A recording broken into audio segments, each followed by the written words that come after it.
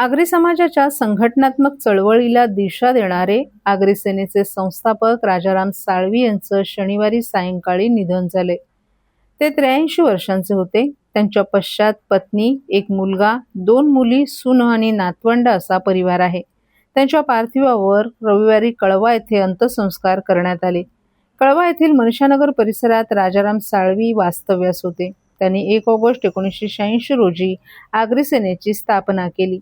या संघटनेच्या माध्यमातून त्यांनी ठाणे, रायगड, पालघर, रत्नागिरी आणि सिंधुदुर्ग जिल्ह्यांमध्ये विखुरलेल्या आगरी समाजाला संघटित करण्याचं काम केलं.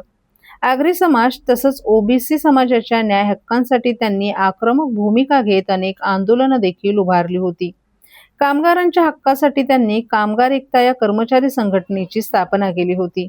शहाड येथील सेंचुरी रेयांसह ठाणे जिल्ह्यातील अनेक कारखान्यांमध्ये त्यांच्या नेतृत्वाखाली कामगार संघटना कार्यरत आहेत.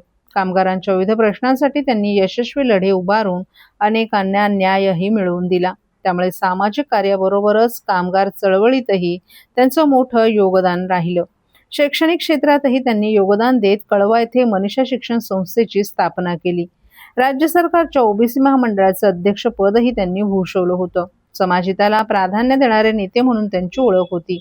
गेल्या काही दिवसांपासून त्यांची प्रकृती अस्वस्थ होती. शनिवारी सायंकाळी अचानक तब्येत बिघडल्यानं त्यांना कळवा येथील खासगी रुग्णालयात दाखल करण्यात आलं. मात्र वैद्यकीय तपासणीनंतर डॉक्टरांनी त्यांना मृत घोषित केलं.